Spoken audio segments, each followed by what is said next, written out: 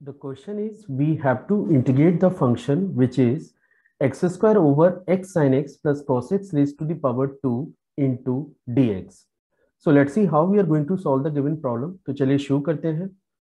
सबसे पहले आपको चेक करना चाहिए कि ये जो डिनोमिनेटर में आपको फंक्शन दे रखा है विच इज और x sin x plus cos x, अगर मैं इस फंक्शन को डिफरेंशिएट करूं तो लेट द फंक्शन इज और x sin x plus cos x, और अगर मैं गिवन फंक्शन को डिफरेंशिएट करता हूं तो गिवन फंक्शन का derivative which is dy over dx, ये आपके पास बराबर होगा x sin x का डेरिवेटिव आपके पास cos x होता है, उसके बाद sin x as such x का डेरिवेटिव 1, और फिर जब आप ये फंक्शन को डिफरेंशिएट करेंगे तो ये माइनस के sin x के बराबर होता है।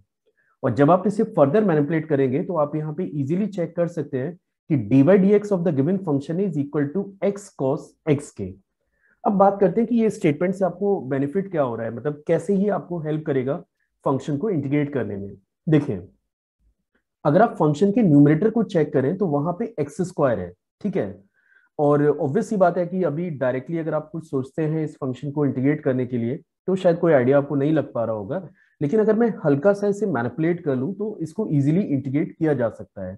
और मैनिपुलेशन के लिए मैंने यहाँ पे एक आइडिया जनरेट किया है कि ये जो न्यूमरेटर में एक्स स्क्वायर लिखा हुआ है आप इसे दो पार्ट पे स्प्लिट कर लीजिए, पहला टर्म एक्स और एक बार फिर से अपन इसे एक्स लिख देते हैं, ठीक है। और डिवाइड में तो आप देख ही सकते हैं कि डिवाइड में आपके पास फंक्शन है which is x sine x plus cos x and total raise to the power 2, जिसको अभी आपको इंटीग्रेट करना है।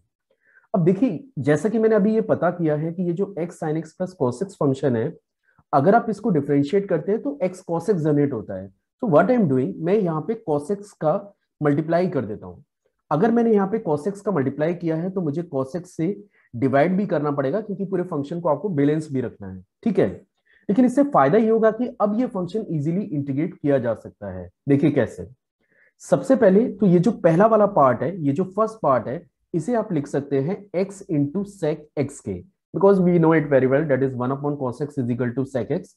और सेकंड जो पार्ट है वो है आपके पास x cos x divided by, this is divided by x sin x plus cos x and total raise to the power 2 into dx के। अब आप यहाँ पे इजीली चेक कर सकते हैं कि ये पूरा जो एक्सप्रेशन है दो फंक्शन में ब्रेक हुआ है, जिसमें ये पहला फंक्शन है विच इज और x sec x, और ये आपके पास दूसरा फंक्शन है विच इज और x cos x divided by x sin x plus cos x raise to the power 2।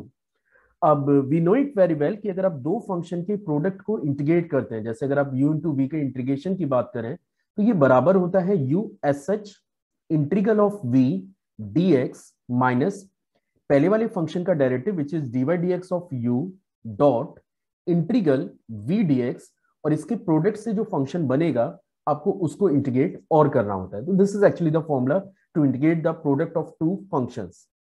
तो अभी अगर मैं यहाँ पे ये अप्रोच को अप्लाई करूं तो आप देख सकते हैं कि ये मेरे पास फर्स्ट फंक्शन है और ये मेरे पास सेकंड फंक्शन है, और अगर अपन इसमें प्रोडक्ट रूल अप्लाई करते हैं तो पहले वाले फंक्शन को मुझे एस सच यूज करना है विच इज और एक्स सेक एक्स, ठीक है। सेकंड वाले फंक्शन को इंटीग्रेट करना है, तो सेकंड फंक्शन हमारे पास है x cos x divided by, this is divided by x sine x plus cos x and total raise to the power 2। अभी इसको अपन इंटीग्रेट भी करेंगे, मैं अभी बस केवल फॉर्मूले को अप्लाई कर रहा हूं, minus integral dy dx of the first function which is और x sec x, first function का derivative dot integral of second function which is और x cos x dx divided by x sin x plus cos x to the power 2। और जैसा कि मैंने कहा था कि इन दोनों के प्रोडक्ट से जो फंक्शन जनरेट होगा आपको उसे इंटीग्रेट भी करना है। तो चलिए अब इस प्रोसेस को आगे कंप्लीट करते हैं। Now check it. ये जो एक्सप्रेशन है इसको पहले अपन अलग से इंटीग्रेट करके रख लेते हैं, क्योंकि बार बार इसे कैरी करने में टाइम लग सकता है, तो पहले मैं इस फंक्शन को अलग से आपको इंटीग्रेट करके दे देता हूं। और लेट अभी अपन इसको आई से रिप्रेजेंट कर लेते हैं, लेट दिस इज योर आई, और आप देख सकते हैं कि यहाँ भी ये आई है, और आई हमारे पास बराबर है integral of which is x cos x divided by x sine x plus cos x and total raise to the power 2 into dx के।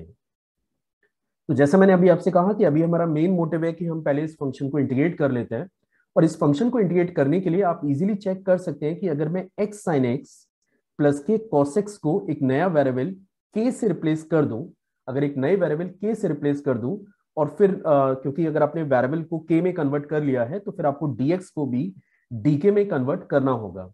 और ऐसा करने के लिए आपको बोथ साइड डिफरेंशिएट करना होगा, और जब आप इसे बोथ साइड डिफरेंशिएट करेंगे तो x एज सच है, sin x का डेरिवेटिव हमारे पास cos x होता है, उसके बाद sin x, x का डेरिवेटिव 1, फिर cos x का डेरिवेटिव माइनस sin x।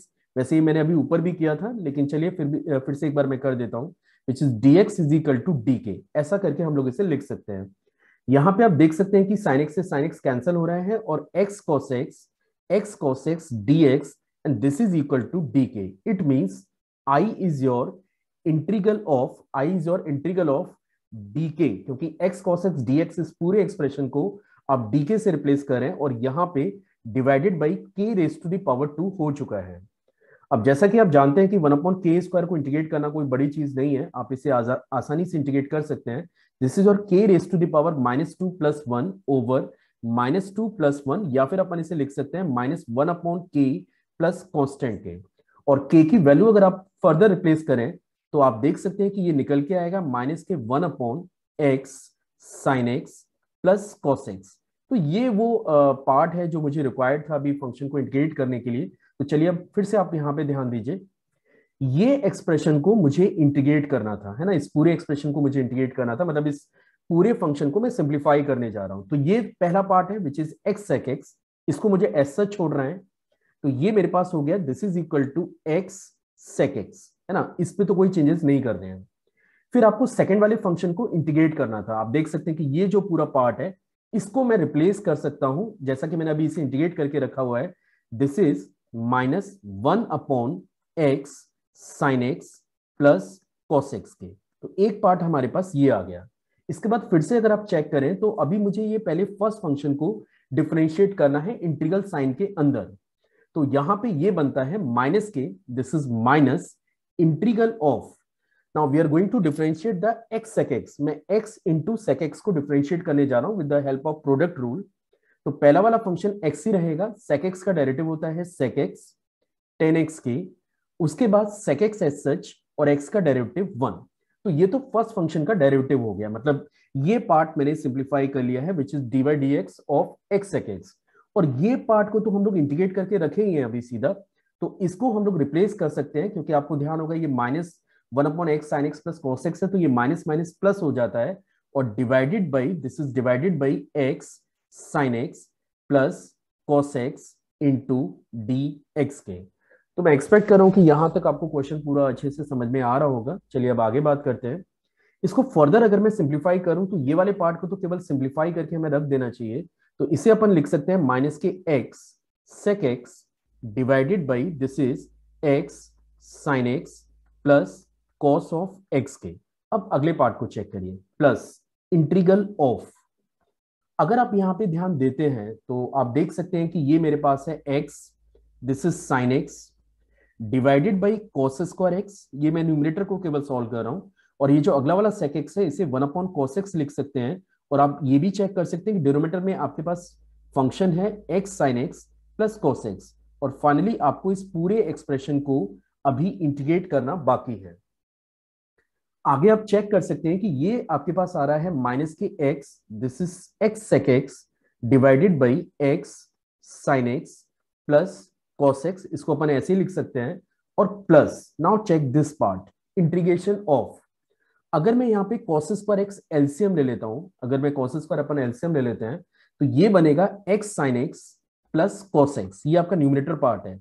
और अगर आप प्रॉपरली चेक करें तो डिनोमिनेटर में भी आपको यही फंक्शन मिला हुआ है which is x sin x plus cos x into dx। तो अभी कुछ नहीं करना है, आप चाहें तो ये फंक्शन से ये फंक्शन को कैंसिल कर लीजिए, और अगर आप इजीली देख पा रहे हैं कि -k x sec x divided by x sin x plus cos x, ये पहले पार्ट पे मैंने कोई चेंजेस नहीं किए हैं, लेकिन ये जो सेकंड वाला पार्ट है इसको अब केवल हम लोग लिख सकते हैं इंटीग्रल sec स्क्वायर x और dx के। अब मैं ये मान रहा हूं कि आपको पता होगा कि sec स्क्वायर x का एक्चुअली इंटीग्रल क्या होता है, बिकॉज द tan x का जो डेरिवेटिव है वो sec स्क्वायर x होता है। तो sec स्क्वायर x को जब आप इंटीग्रेट करेंगे तो वो एक्चुअली tan x के बराबर होगा, यानी कि अब आप इसे लिख सकते हैं -x sec x, ये आपका न्यूमरेटर है, डिनोमिनेटर में आपके पास है x sin x plus cos x, और यहां पे सेक स्क्वायर एक्स को आप रिप्लेस कर सकते हैं plus k tan x plus c, and finally this is the integral of the given function. तो आपको याद होना चाहिए कि जिस फंक्शन को आप इंटीग्रेट कर रहे थे वो फंक्शन था x square d x over which is x sine x plus cos x raise to the power two. हम लोग इस फंक्शन को इंटीग्रेट कर रहे थे और ये हमारे पास बराबर आ रहा है माइनस के x which is sec x divided by x sin x plus cos x and plus 10x plus constant. And finally, this is the answer for the given integral.